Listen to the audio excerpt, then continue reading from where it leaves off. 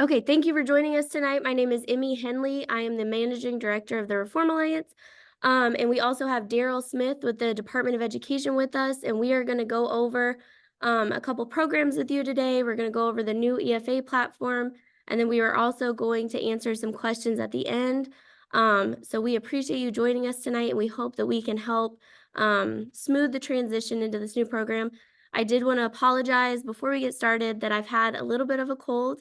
So if I mute all of a sudden or something, that is why. But I will do my best to do that so you all don't have to listen to me cough. And then Spencer, can you start us on our slideshow, please?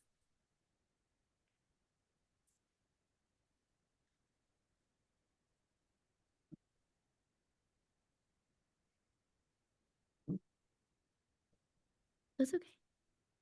Okay, so we are going to go over two programs with you tonight. I am going to go over the Philanthropic Investment in Arkansas Kids Scholarship. And then we are going to let Daryl go over the educational freedom accounts, the EFAs that all of you are here for. So the Philanthropic Investment in Arkansas Kids is a tax credit scholarship. It began in 2021.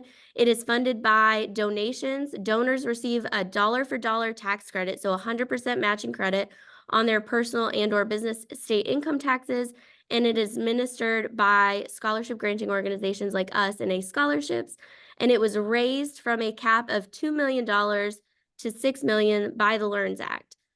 So we are working really hard to raise that money, and we've raised over $5 million to be able to give to families that qualify. Next slide. Thank you. So in order to qualify for the scholarship, you have to meet a couple of requirements.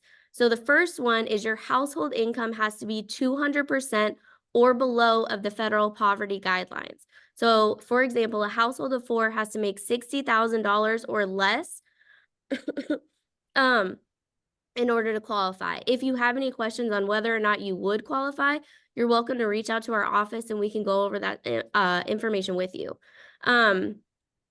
And then can you go to the next one and we'll go to all of the qualifications? Do you have one? No, that was it. Oh, okay, sorry.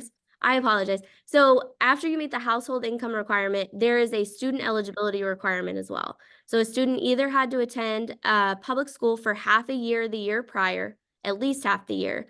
You could be moving in from out of state the year prior. They could be entering kindergarten, or your child could have a diagnosis under IDEA. If you have the diagnosis under the Individuals with Disabilities Education Act, and you meet that household income requirement, you can also use this with the EFA program. So you can stack 2 scholarships together to get almost $12,000. So the philanthropic funding is 80% for K through 8 and then 90% for 9 through 12. So our program gives a maximum amount of $6,000 for K through 8 students and then $6,800 for 9 through 12 students. Our applications will remain open either until all of the funding has been taken or it's March 1st of 2025. You will need a copy of your 2023 1040 tax form. If you did not file taxes, please contact our office and we will help you with that. We have a list of required forms that is on our website. You can scan this QR code that you can see on your screen, and it will take you directly to the application where you can create an account. If you have any questions, please feel free to reach out to us. It is info@thereformalliance.org. And I think that's it. I made it through. So You're good. Thank you. I was like trying. So I will let Daryl take it from here and he will explain the EFA. Emmy kind of making it through here. What trooper. She did a great job. I know she wasn't feeling very well at all today. And so certainly appreciate her soldiering through here this first part of it to get us through. So thank you for that. And welcome everybody. I do want to say thank you for taking some time out of your evening away from your family to learn a little bit more about the Education Freedom Account and the PIAK, and just really making sure that we allow you to see all the options that are out there right now and how we're going to administer it and what we're going to do. And I know there's several very specific questions about the program, and we're going to get to those towards the end. We'll start with just a very general overview for maybe some of you that maybe are kind of new to the whole program and trying to figure, you've heard a lot about it. You've heard a lot of people talking about it. Maybe your friends are talking about it. And you're like, well, what is that thing? And so we'll spend just a few minutes just going over the basics and explaining kind of what it is. And then we'll get into a little bit more of the specifics. I know there's several of you all that I think are probably some homeschool families that have some very specific questions about, how this is going to work and some other things like that. And we're going to get to those questions here shortly. So the Education Freedom Account was signed into law back in March of 2023. Governor Sanders signed the LEARNS Act. It's part of the LEARNS Act. And so basically what it allows is that a non-public school student can receive 90% of what the foundation funding is. Foundation funding is what the state pays a public school for each student that is enrolled in their school. So it's 90% of that number. This year, that total number is $6,856. That payment will be divided up into quarterly payments. That is by law. We don't have a choice in that. So we pay that off in 4 times a year throughout the year, but a total of $6,856. We are one of 5 states right now that are going towards universal choice, which basically means that in 25-26, every student will be that's a resident of Arkansas will be eligible for an Education Freedom Account. And next year, I think that number goes up just a little bit. So we're kind of doing our best to kind of lead the country as best we can. And helping us to really provide, again, good quality options and the ability to pay for good quality options, whether you're homeschool or whether you're in a private school. So this year, basically, there's some eligibility requirements. So the way it works is that to be eligible, like the first year, it was pretty, fairly. It was centered around private school. And then we expanded the eligibility requirements, expanded what you could pay for. And then we're moving towards 25-26, which is universal. So this year, basically, if you have a student has a disability, if you're enrolling for kindergarten on the first time, if you've attended a D or F school, and the key word there is attended, doesn't mean that you live in that district. It means that you've attended that school, a D or F school, level 5 school district. If you are a student of a law enforcement officer, a first responder, active military, veteran, reservist, if you've been a student has either currently in or has been in foster care, experiencing homelessness, or was on the Succeed Scholarship, I think for 22-23, I think is the exact number on that. So if you had participated during that year, I think there's 680 of you. So if you are participated in that, then you certainly are eligible as well. Again, just as a reminder, all students in Arkansas are eligible in 25-26. This year, again, moving towards universal. Last year, there was a 1.5% cap. This year is about a 3% cap, which puts us at about 14,000. That's actually a little bit over 14,000 students for this coming year. We are right about 12,000 or so right now. So there's still a little bit of room in the program for new students that have not applied yet. So let's see where we go from here. So Spencer, what's up next on our thing? Here we go. So allowed use of funds. So everybody wants to know, well, how can I spend this money? I got it. Now what do I do with it? Right? And so you can spend it on tuition if you're in a private school, tuition fees, testing, those types of things, instructional materials, approved course fees, any type of concurrent courses, dual credit courses, industry certification, those types of things, instructional or tutoring services, therapy, those types of things, curriculum, transportation, educational supplies, technology, and any other expenses that maybe falls out of the norm, and that's kind of an outlier, and those types of things. And so beginning this fall, these expenses obviously include those that are in homeschool. So if a homeschool student meets one of those criteria, so this is an eligibility criteria based program in years 1 and 2. And so if you meet one of those criteria, then you're eligible. And we add the homeschool and that micro school and learning pods and co-ops and those types of things.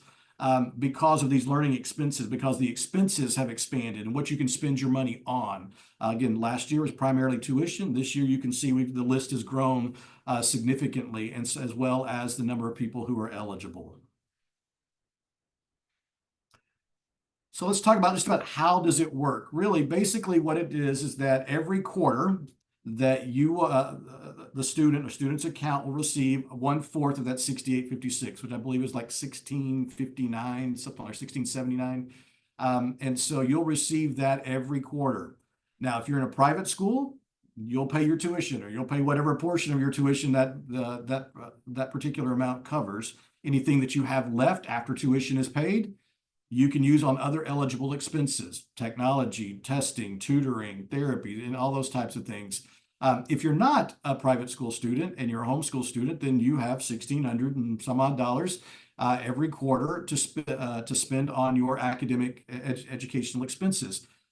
If you don't spend it all, then it just keeps rolling over until until in the next quarter, and rolls over the next quarter, rolls over the next quarter, even rolls over into the next year. So the funding never ends. There's obviously a cap to how much money you can kind of escrow into your savings account. It does not transfer to post-secondary education.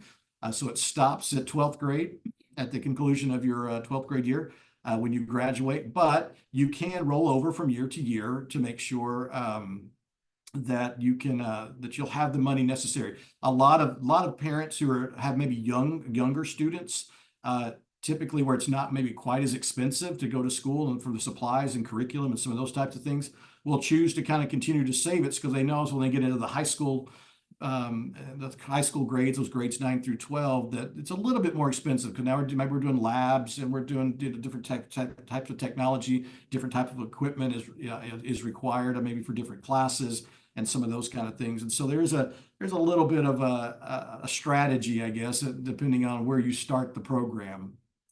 We'll talk a little bit about vendors in just a second. So let's go ahead and go to the next slide, and we'll move on to that. So if you're applying for an Education Freedom account, you can't be a part of a public school. You can't enroll in a public school. This is for non-public school students. You can use the funds for qualifying expenses, and you got to basically say you agree to the rules. Pretty simple stuff. And then if you're not enrolled in a participating private school, then your account must agree to provide an education. So if you're a homeschool student, basically, then you've got to basically promise us that you are going to provide education in English, math, science, and social studies, at least, and then expand out from there. So that's obviously part of the thing. We're here to make sure that all of our students have the essential skills necessary to move to the next level, whatever that next level might be. And so part of that homeschool education is making sure that we're hitting those core classes. One of the requirements, as far as the accountability piece of the Educational Freedom Account, is that every student who is receiving Educational Freedom Account funds must take a nationally recognized norm reference test at the end of each year. So you only have to take it once. You have to submit it to the state. We are not here to grade anybody. We're not here to see whether or not where you're performing or whatever, but we do want to make sure that we are growing appropriately throughout your secondary career, and your elementary, middle school, and secondary career. So basically, you'll need to take a test. So if you've never taken a test before, then we can help you find out. On the website, there is a list of approved tests that you can certainly look at and prepare if you need to for that. I know a lot of private schools also offer the ability to sit with them while they're taking one of those tests. And so you certainly can do that if you're a homeschool student. I know there's several tests that really cater to the homeschool market, and that fit the definition of a nationally norm recognized test. And so again, you can find that list on the website. If you have a student with a learning disability that would necessarily qualify to be exempt from a test, you certainly can do that. We're not going to force somebody to take a test that's exempt from a test for learning reasons and academic reasons. There are some parameters to that. There's a portfolio and some other things that you can provide to meet this qualification as well. Okay. And so EFA funds can be used to cover those costs. So as you know, every test costs, and some cost more than others, but you can use your EFA funds to register and to pay for those tests. So as you go, one of the things that we have to, in part of the application process, one of the things that you have to do is provide some documentation. First of all, because it is an Arkansas program, one of the main qualifications is that you have to be a resident of Arkansas. So we're going to ask for some proof of residency. We're also going to ask for something that verifies your child's date of birth, again, just to make sure that they're eligible to enroll. That really is a bigger deal for that kindergarten. The law states that you have to be 5 by August 1st in order to be eligible to enroll in the public school.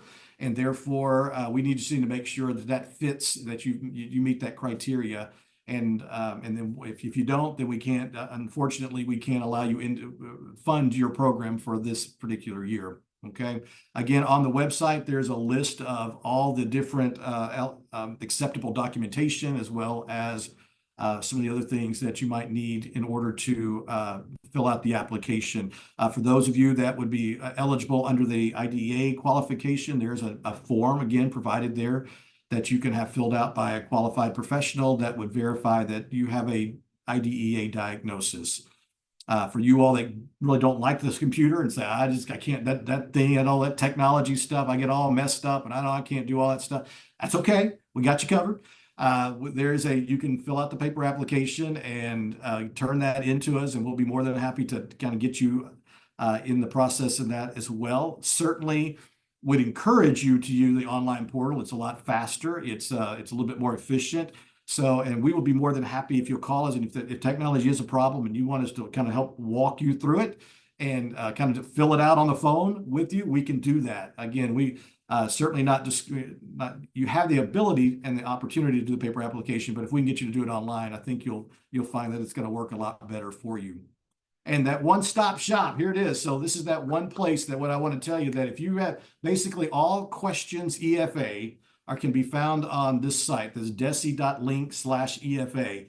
And when you go to that site, we're doing our best to try to continue to add more questions and more answers on that site so that you can find the answers that you have. Certainly, if you can't find the answers, you have questions about something, you can always call our office, and we will be, we're pretty diligent about trying to return your call or answer your email within 48 to 72 hours. Right now it's closer to 48 to 72 just because of the volume, but we'll do our best to answer you very quickly and make sure that you get the answers that you need, because this program is only as successful as you are. And so we want to make you successful. We want to make sure you have the answers to the questions that you have so that you can plan a real high quality education for your child, whether it's going to private school or if you're going to homeschool. And so I think I'm going to just really quickly share my screen. I'm going to show you this website just really quick. I think it's, so Spencer, you may have to do that for me, because we can't both share at the same time. So if you wouldn't mind, maybe just clicking that link for me. And then we can, and I think that at that point we can just kind of really quickly go over the website. Yeah, so he's going to stop sharing his screen, so I think you can yours. Well, then I will take over then. Watch this. Yeah. And I did want to let everyone know, while we're like transitioning into that, there is a Q&A button at the bottom of your screen. If you have any questions, you can type them in there, and we will also email out those slides that had all of the links on them, so you guys have access to that information as well. Awesome. And then so can you guys see my screen now?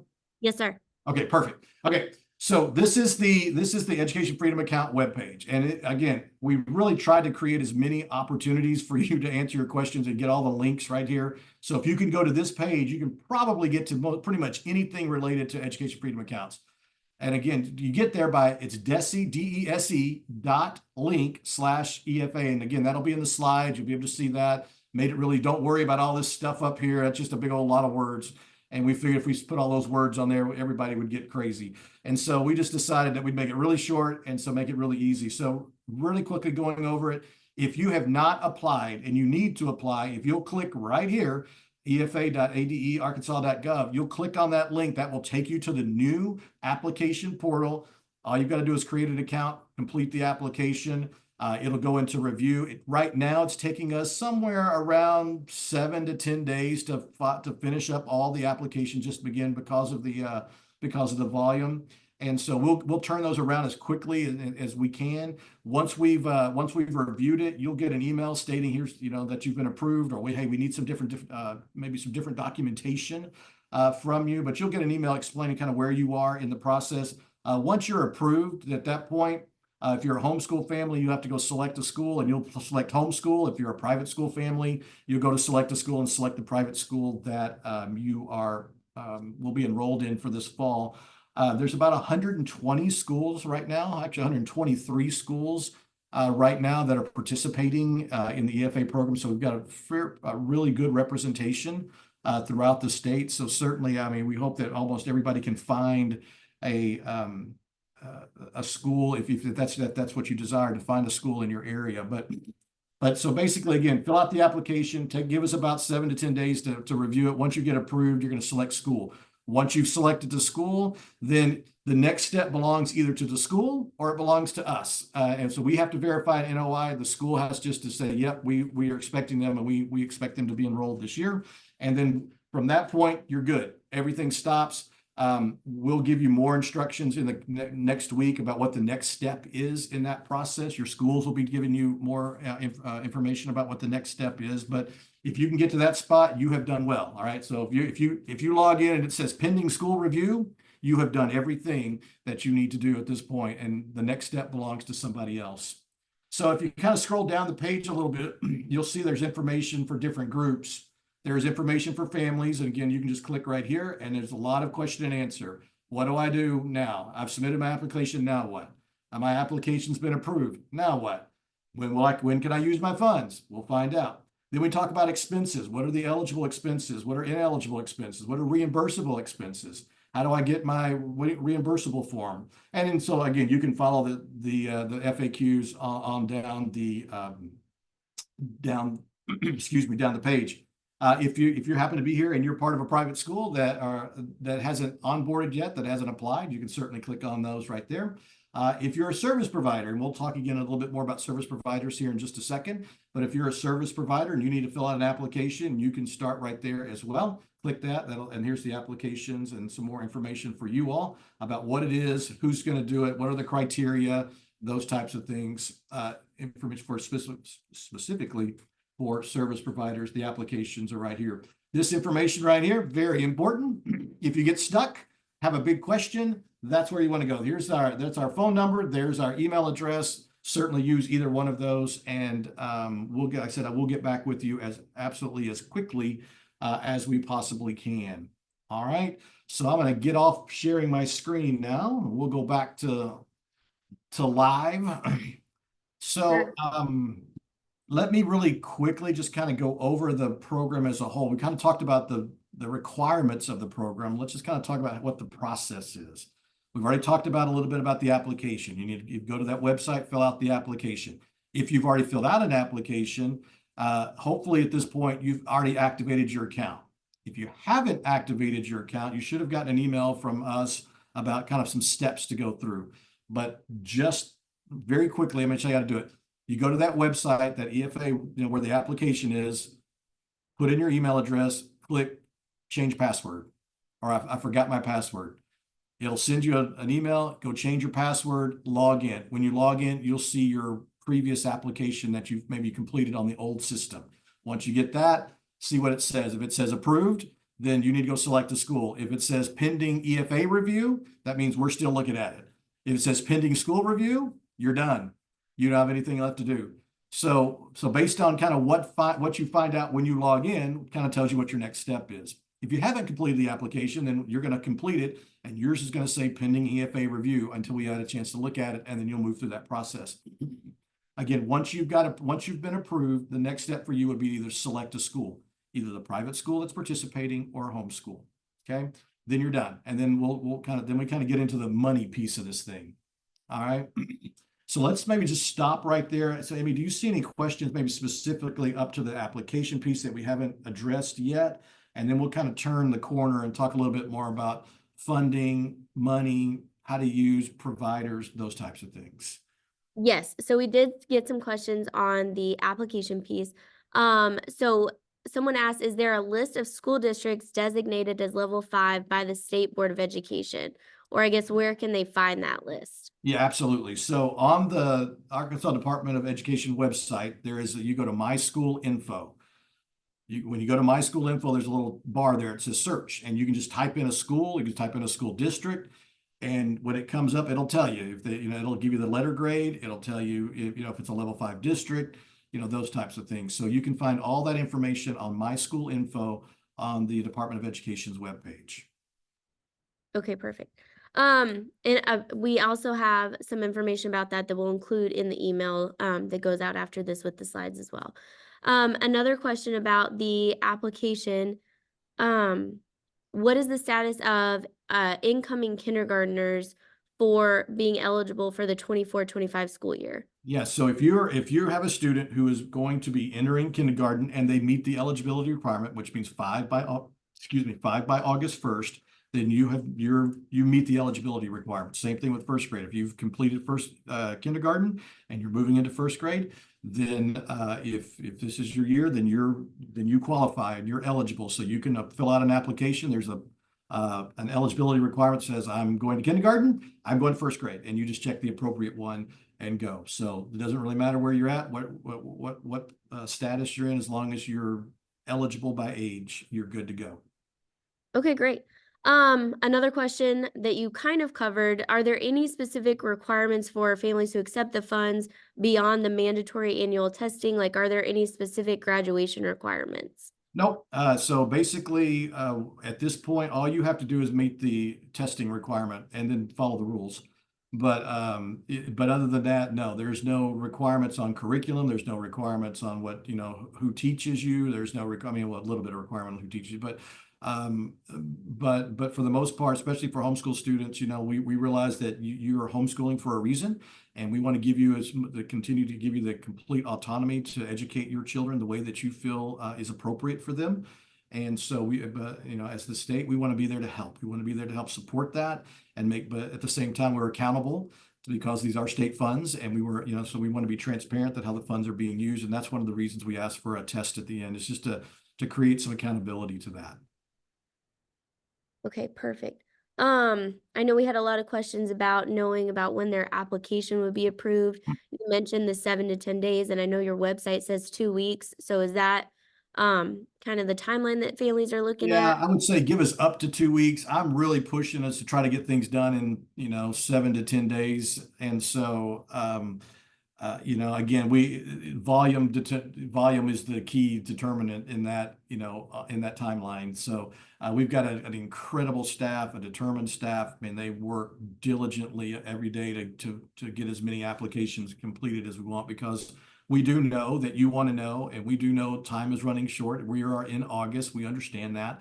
And so for that reason, we want to make sure that we, try to get you the information that you need in a very timely manner. So our guys are working hard. They're working fast to try to get through these things as quickly as possible.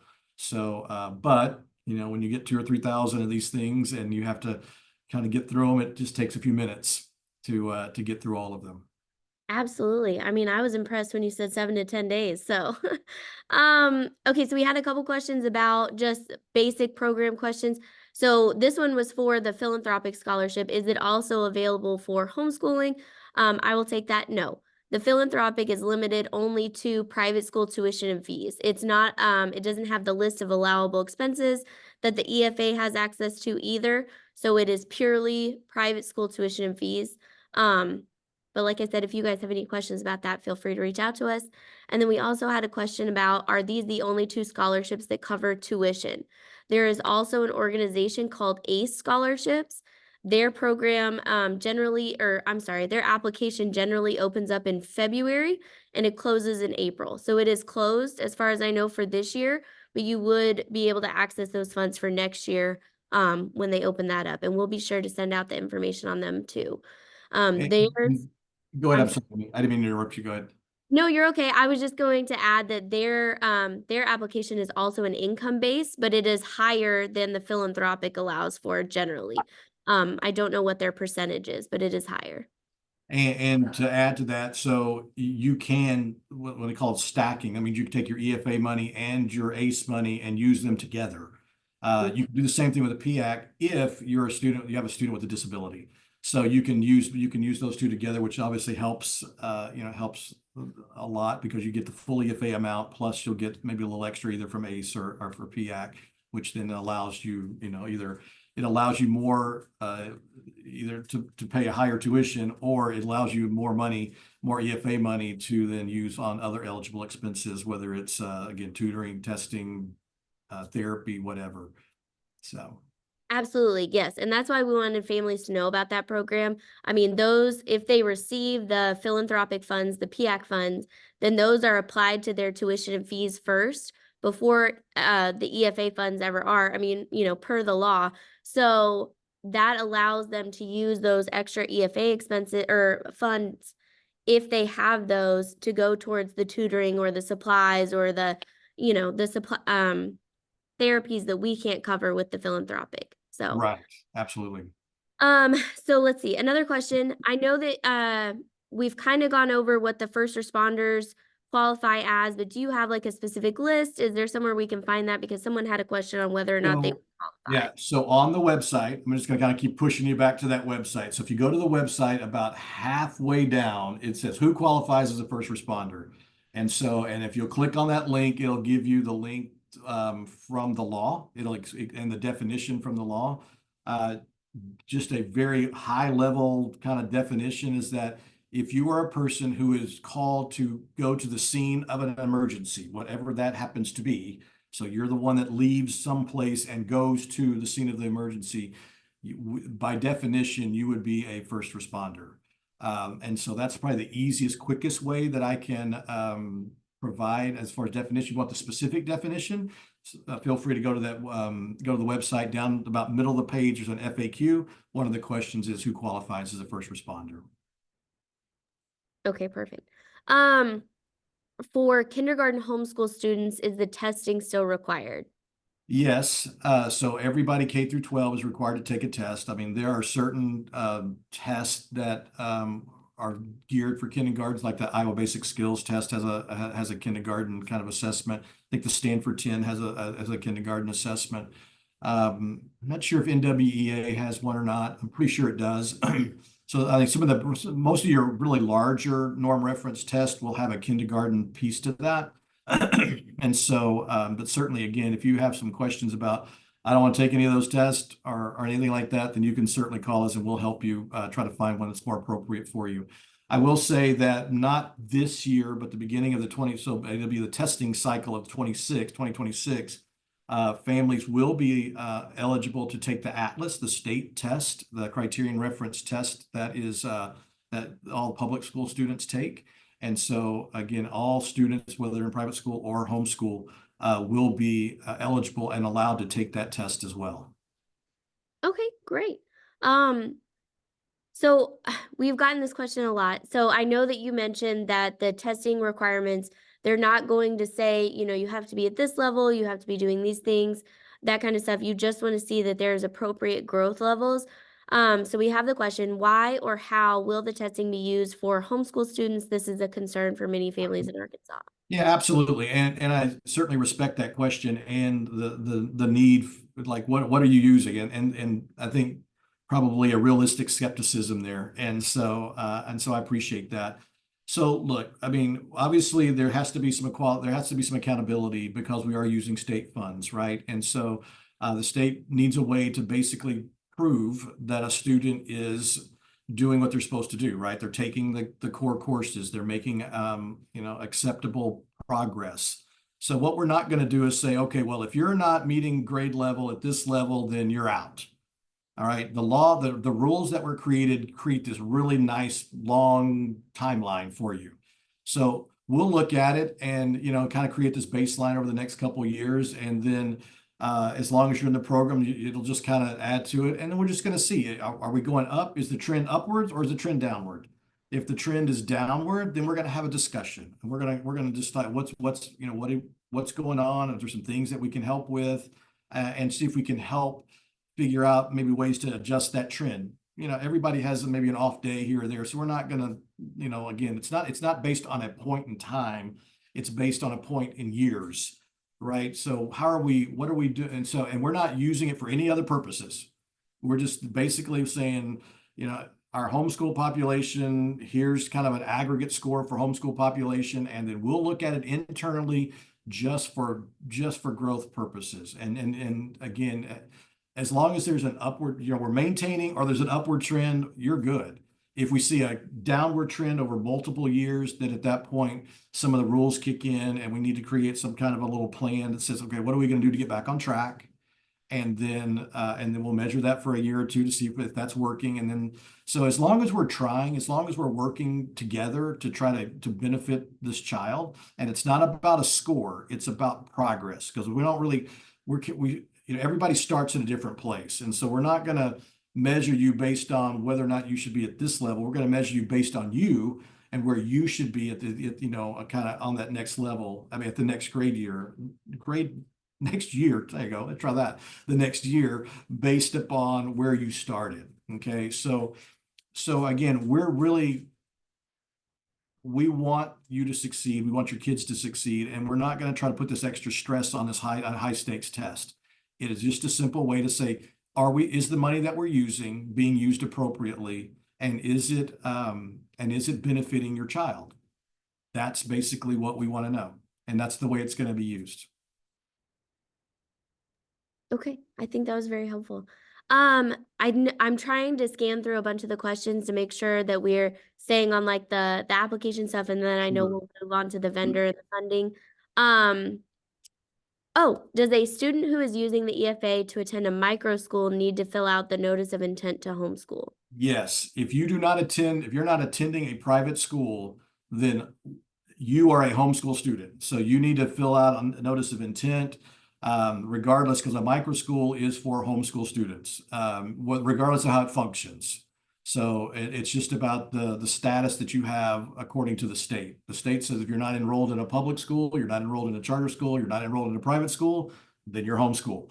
And so basically, yes, the simple answer is if you're not enrolled in one of those three, then you're a homeschool student, and that's the way you need to list it on your application.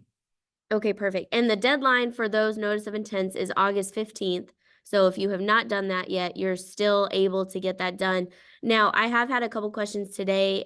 If they haven't had their notice of intent approved or they haven't gotten an email that it's As long as submitted. you've started it, yeah, as long as you've started it, you're good. I mean, we know who started the system, and we know they're sitting in a district office someplace. And so, yeah, don't worry about that. If you've completed one, then you're good.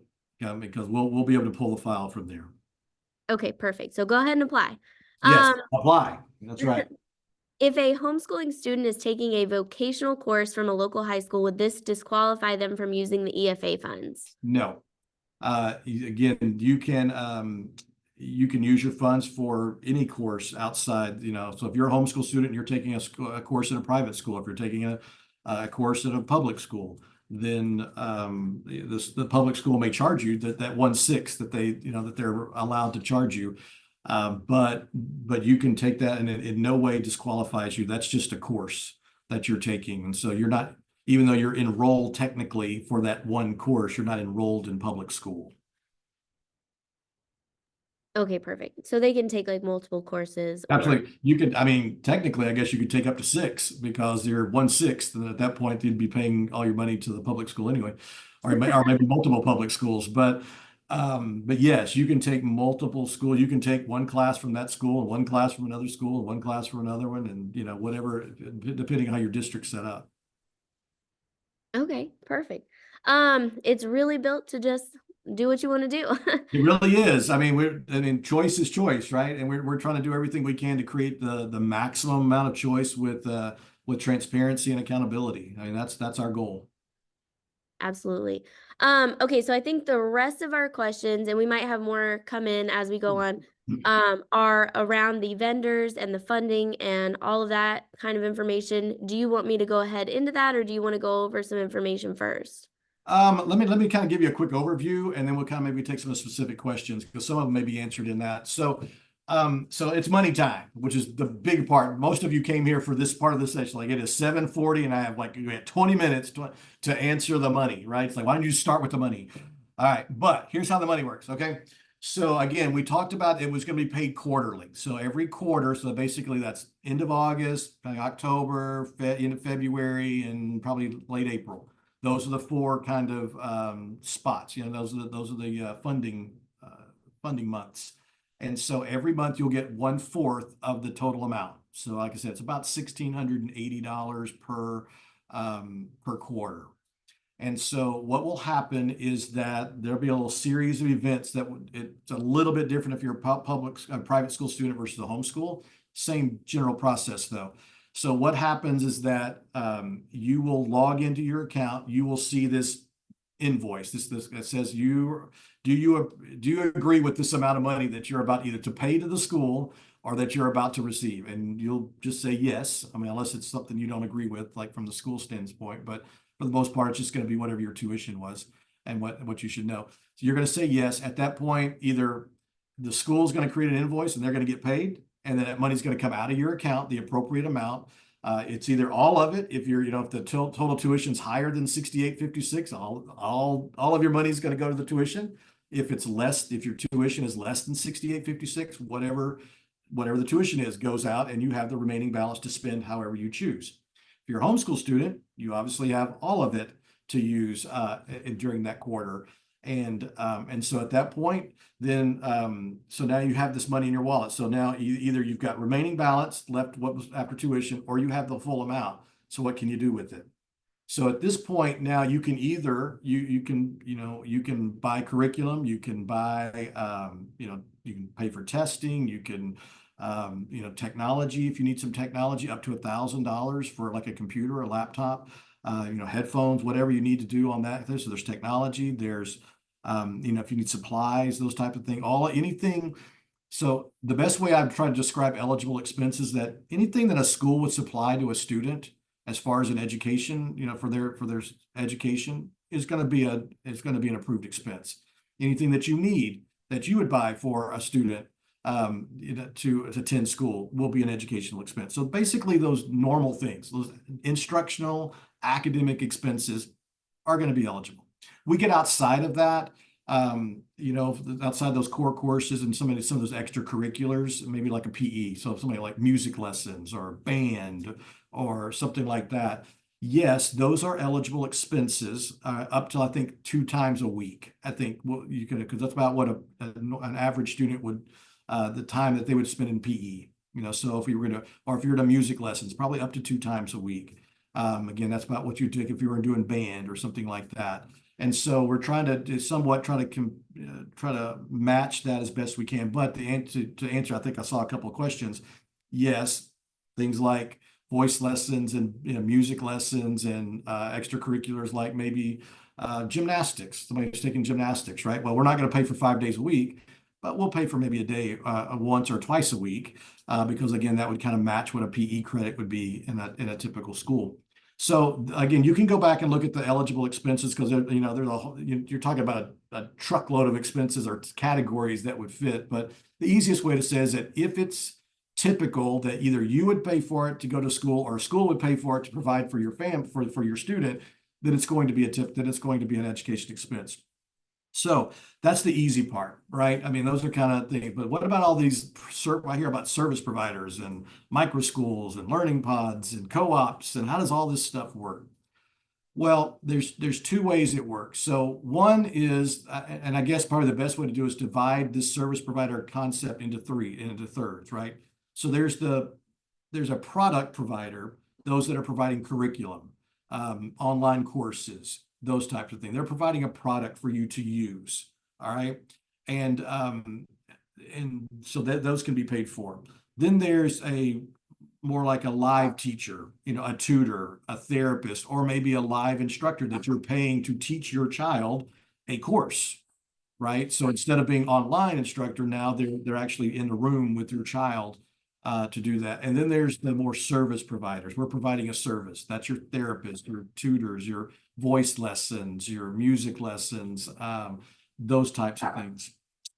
If you're a service provider, then, well, let me back up. So there's 2 ways to pay for these things, because I think that helps us kind of figure it out too. So you can either, if the service provider is on our list and they filled out an application, then they'll have their own portal. And then you guys can you'll kind of make some arrangements, and there'll be a way to create an invoice for the services that they provide you. And then you'll approve it, and then we'll send money to that provider. Okay.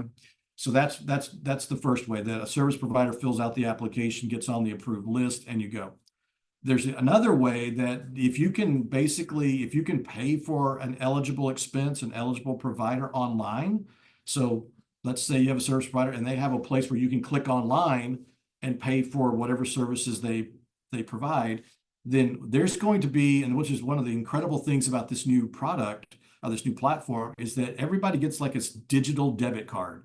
Now it's not something you're going to carry in your pocket. You can't just go hang out, but online, if you can create a cart, like if you can create a cart and where you can fill your cart up with certain either curriculum items or products or whatever, then you can use this digital debit card to pay for it.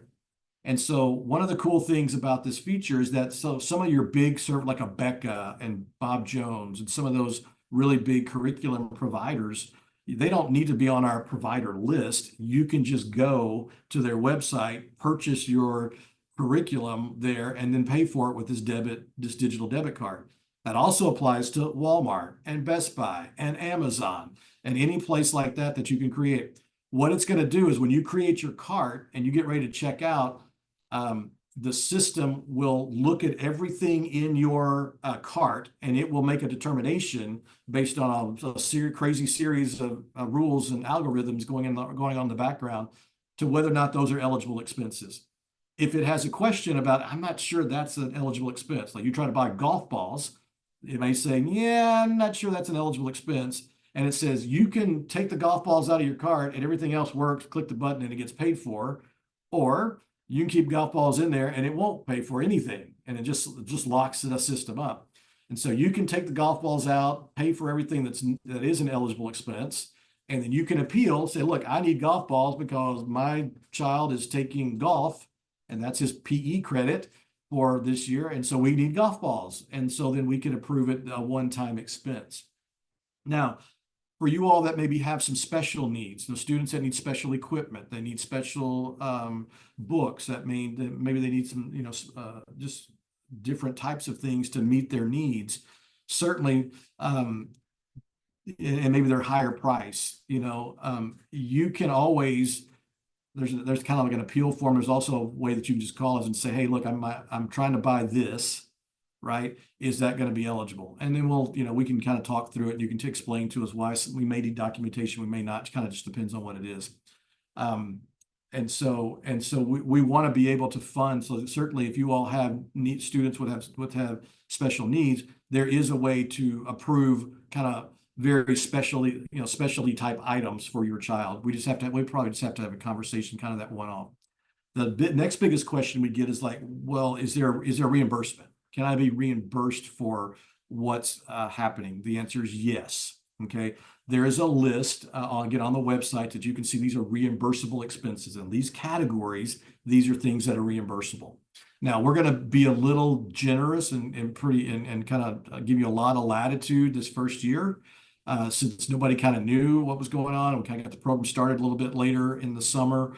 And so we'll probably give you a little bit more latitude as far as the types of things that will be reimbursed, but there will be a process. Basically, you're going to fill out a form, and you're going to tell us what needs to be reimbursed. We're going to look at it and we'll tell you yes or no. Basically, again, if it fits under that list, you're going to be good. If it doesn't fit under the list, you might want to call us before you buy it. All right. And it's a simple, hey, I want to buy this. Is that going to be a reimbursable expense? And we can tell you very quickly, yes or no. Going forward, it's going to be more of a pre-approval process. So once we get into September, October, then it's going to be, if you want to buy something and you want to be reimbursed for it and it fits one of the eligible expenses, then you're going to fill out the reimbursable form. The pre-approval form. We'll get it. We'll pre-approve it. Then you can go buy it, and then and so that we try to make it as easy as we can to make sure that we're not going to surprise anybody. Because I know the worst thing that can happen is you go buy a $800 something, and then you turn that receipt in and we go, sorry, And then you don't like it, I don't like it, and everybody doesn't like each other, and and then that's just not a good thing. And we want to all be one big happy family here, right? And so, but yeah, but you can see all that information as far as the reimbursable expenses on the website. The reimbursement form will be on the portal. There'll be a link to the on the portal, and you'll be able to, but we'll give you more very detailed instructions on how to do that once it comes up. That particular part of the portal is not active yet.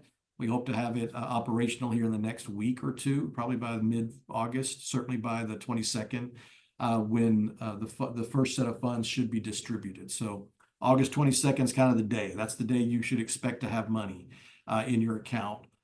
If you need to buy, obviously, for you have a homeschool and say, well, I can't wait till August 22nd to start ordering all my stuff. I get it, right? You can look again on eligible expenses. You can look at reimbursable expenses and go ahead and get what you need. And then, prepare to fill out the reimbursable form in late August, early September to get your money back. Okay, I'm going to take a breath and see what questions we have about all of these kinds of way you spend your money. No, that was great. I think that was helpful. I mean, I was reading some of the questions coming in, and a lot of them were answered kind of as you were talking. So, I mean, we had one come in that said, will we be able to have reimbursements for curriculum already purchased for this year? So that is Yes. something that they'll be able to do. Yes, absolutely. Okay. Do extracurricular providers have to become an EFA vendor, or what will the process look like from a reimbursement standpoint? Um, Again, I think that depends on whether or not they take, what we're going to encourage you to do is that if you can pay them online, then we're going to encourage you to do that, because that's going to be a much simpler process for you, and probably much simpler for you as the provider. If you have questions about whether or not that particular service is eligible, then that probably want to call us for that. But if they want to go through the provider piece and become an approved provider where they're really working inside the system and setting up the invoices and that kind of stuff, then on the website, there's a place for providers, and they can fill out the application, turn it in, and it's a pretty simple application. And then we'll call them, have a quick talk with them, make sure everything jives, all the documentation's where it needs to be, and they met all the general requirements. At that point, then we'd put them on the approved provider list, and then they can start kind of working within the portal. So it really kind of depends on who it is, what they're trying to do. If it's an instruction, any kind of direct instruction, they have to go through the portal and become a provider. If it's more of an extracurricular type thing, again, and you can pay for it online, again, the system itself will kind of determine if it's based on the rules and stuff that we have. If it hasn't, if the system doesn't know, it's going to kick it back and ask us to make the decision. But we've kind of pre-programmed to do a lot of things so that it knows a lot. I think there's like 10,000 instances of possibilities of eligible expenses that it's going to look for when you create a cart. So as long as you can create an online cart of some sort, then that certainly is going to be an easier way to go. But if you're doing a therapist or a tutor or somebody, anytime that's going to, again, somebody that's going to be in the room with your child, then we certainly want to go through a different process for that.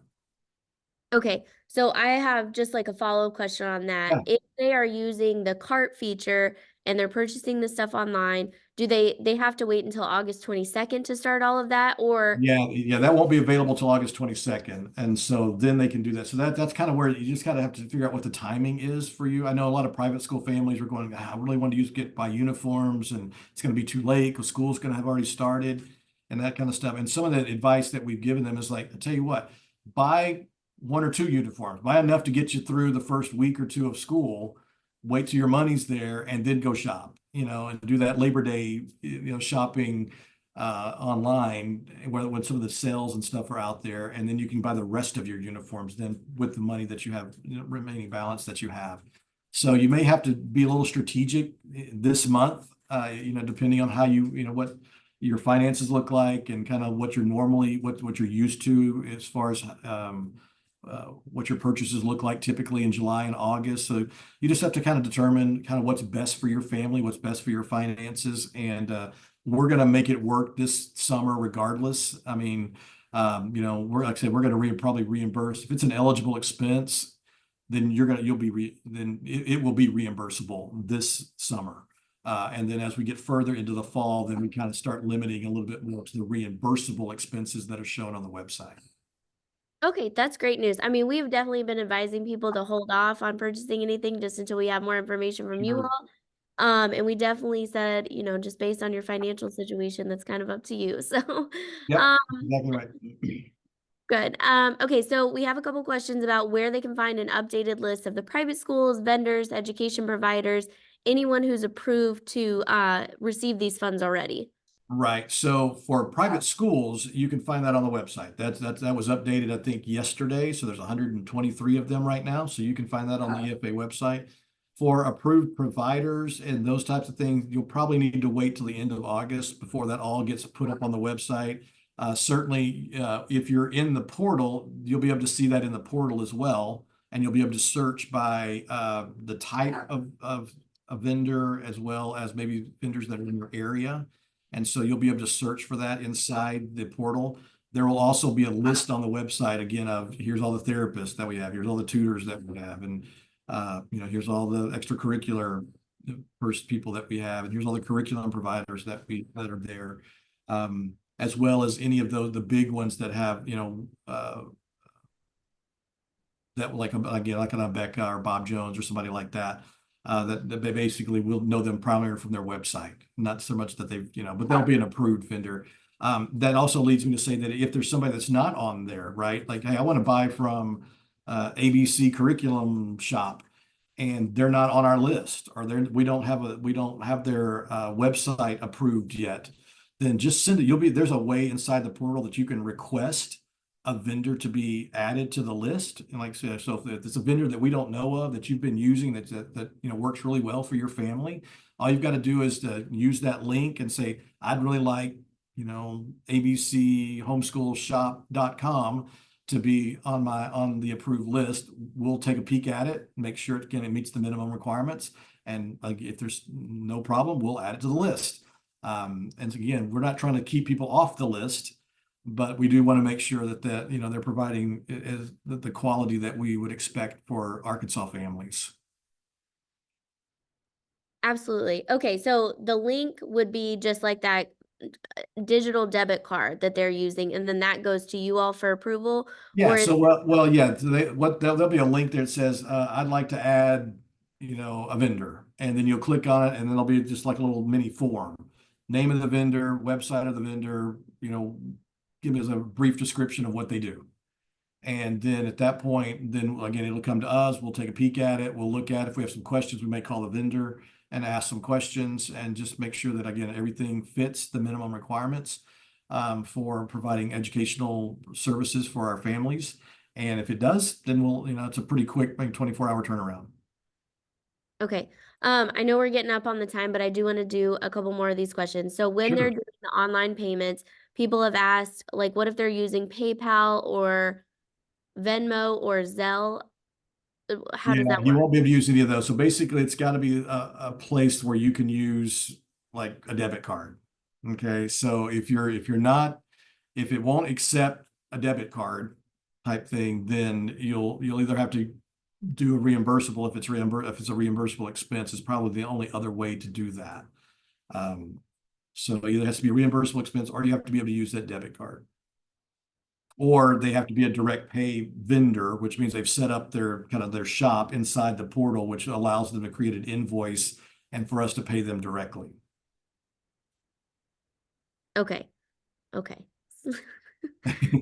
All that makes sense? Oh yeah, we got it. We'll figure it out. We'll get this.